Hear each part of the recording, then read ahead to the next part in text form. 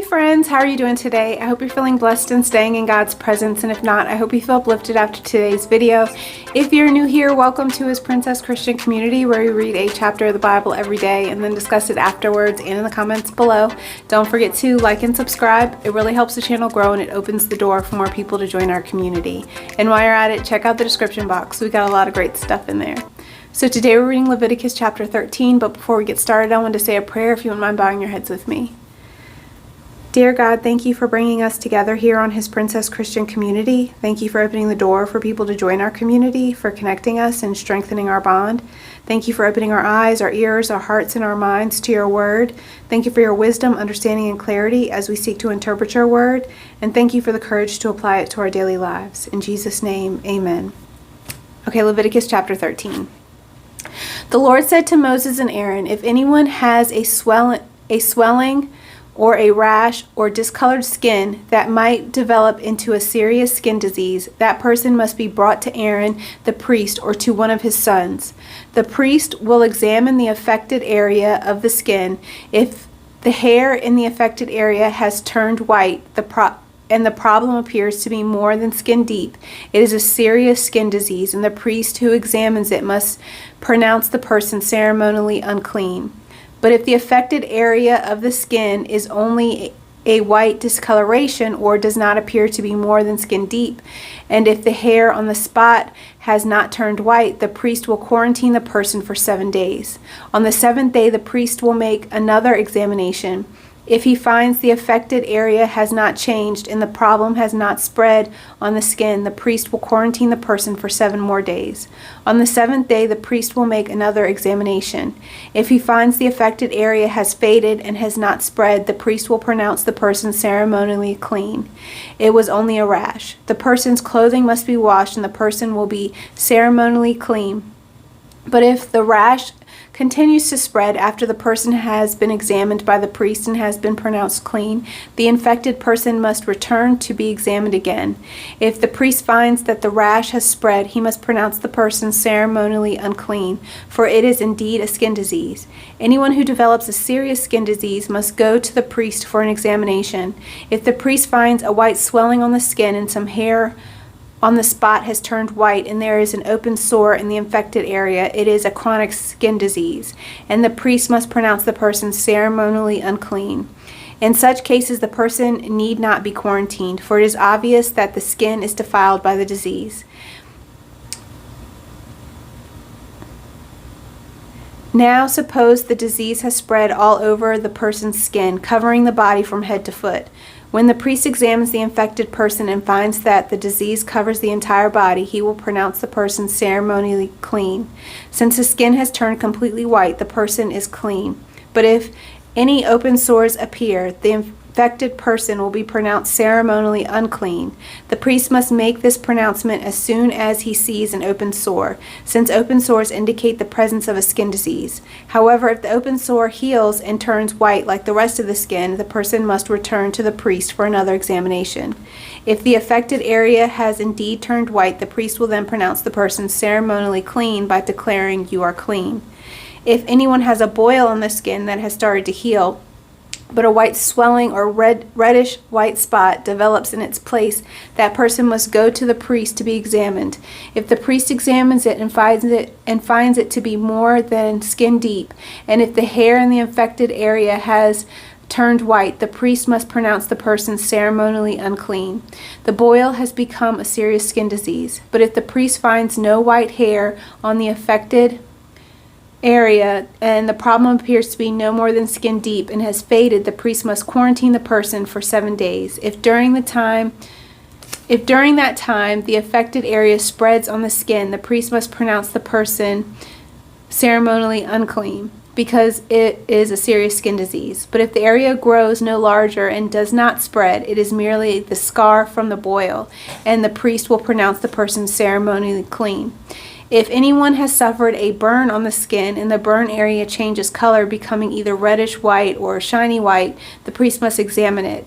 If he finds that the hair in the infected area has turned white and the problem appears to be more than skin deep, a skin disease has broken out in the burn. The priest must then pronounce the person ceremonially unclean, for it is clearly a serious skin disease. But if the priest finds no white hair on the infected area and the problem appears to be no more than skin deep and has faded, the priest must quarantine the affected person for 7 days. On the 7th day, the priest must examine the person again. If the affected area has spread on the skin, the priest must pronounce the person ceremonially unclean, for it is clearly a serious skin disease. But if the affected area has not changed or spread on the skin and has faded, it is simply a swelling from the burn. The priest will then pronounce the person ceremonially clean, for it is only the scar from the burn. If anyone, either a man or a woman, has a sore on the head or chin, the priest must examine it. If he finds it more than skin deep and has fine yellow hair on it, the priest must pronounce the person ceremonially unclean. It is a scabby sore of the head or chin. If the priest examines the scabby sore and finds that it is only skin deep, but there is no black hair on it, he must quarantine the person for 7 days. On the 7th day, the priest must examine the sore again.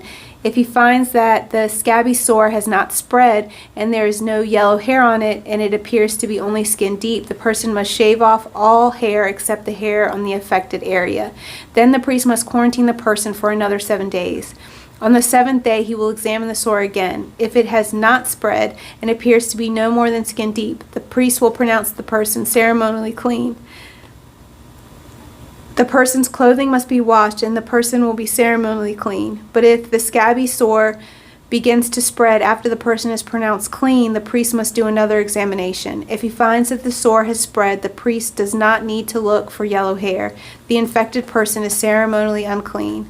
But if the color of the scabby sore does not change and the black hair has grown on it, it is healed. The priest will then pronounce the person ceremonially clean.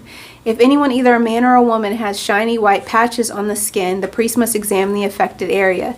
If he finds that the shiny patches are only pale white, this is a harmless skin rash, and the person is ceremonially clean. If a person loses his hair and his head becomes bald, he is still ceremonially clean. If he loses hair on his forehead, he is simply has a bald forehead. He is still clean. However, if a reddish white sore appears on the bald area on top of his head or on his forehead, this is a skin disease. The priest must examine him, and if he finds swelling around the reddish white sore anywhere on the man's head and it looks like a skin disease, the man is indeed infected with a skin disease and is unclean. The priest must pronounce him ceremonially unclean because of the sore on his head. Those who suffer from a serious skin disease must tear their clothing and leave their hair uncombed. They must cover their mouth and call out, "Unclean, unclean." As long as the serious skin disease lasts, they will be ceremonially unclean. They must live in isolation in their place outside the camp. Now suppose mildew contaminates some woolen or linen clothing. Woolen or linen fabric, the hide of an animal, or anything made of leather. If the contaminated area in the clothing, the animal hide, the fabric, or the leather article has turned greenish or reddish, it is contaminated with mildew and must be shown to the priest. After examining the affected spot, the priest will put the article in a quarantine for 7 days. On the 7th day, the priest must inspect it again. If the contaminated area has spread, the clothing or fabric or leather is clearly contaminated by a serious mildew and is ceremonially unclean. The priest must burn the item, the clothing, the woolen or linen fabric or piece of leather, for it has been contaminated by a serious mildew. It must be completely destroyed by fire. But if the priest examines it and finds that the contaminated area has not spread in the clothing, the fabric, or the leather, the priest will order the object to be washed and then quarantined for 7 more days. Then the priest must examine the object again. If he finds that the contaminated area has not changed color after being washed, even if it did not spread, the object is defiled. It must be completely burnt up, whether the contaminated spot is on the inside or outside. But if the priest examines it and finds that the contaminated area has faded after being washed, he must cut the spot from the clothing, the fabric, or the leather. If the spot later reappears on the clothing, the fabric, or the leather article, the mildew is clearly spreading and the contaminated object must be burnt up. But if the spot disappears from the clothing, the fabric, or the leather article after it has been washed, it must be washed again. Then it will be ceremonially clean. These are the instructions for dealing with mildew that contaminates woolen or linen clothing, fabric, or anything made of leather. This is how the priest will determine whether these items are ceremonially clean or unclean. Amen. So what did you think of Leviticus chapter 13? I'm interested to hear about it in the comments below. Let me know what your insights or interpretations were on the chapter. Maybe comment your favorite verse, or just say hi and let us know that you're part of the community. And if you've been blessed lately, let us know so that we can rejoice with you. And if you need prayer, make sure you're putting that in the comments too so we can pray together as a community. Okay, so, oh my gosh, if you suffered through that with me, bless you.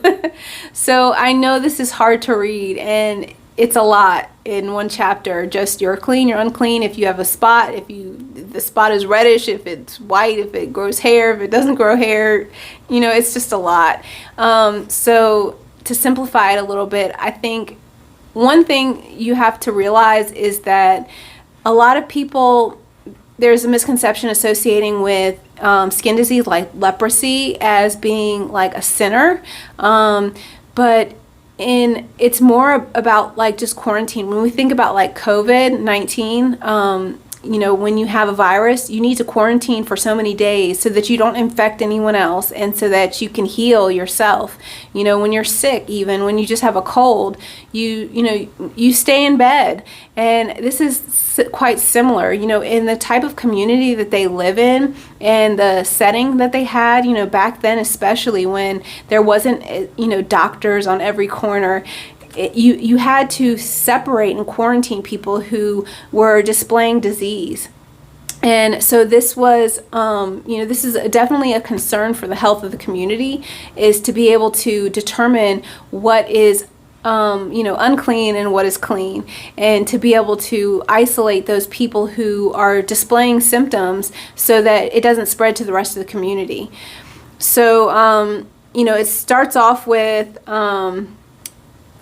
being quarantined for 7 days, and then you check, and then, depending on, you either check again or you're just, it's official. This is just something that you have for life.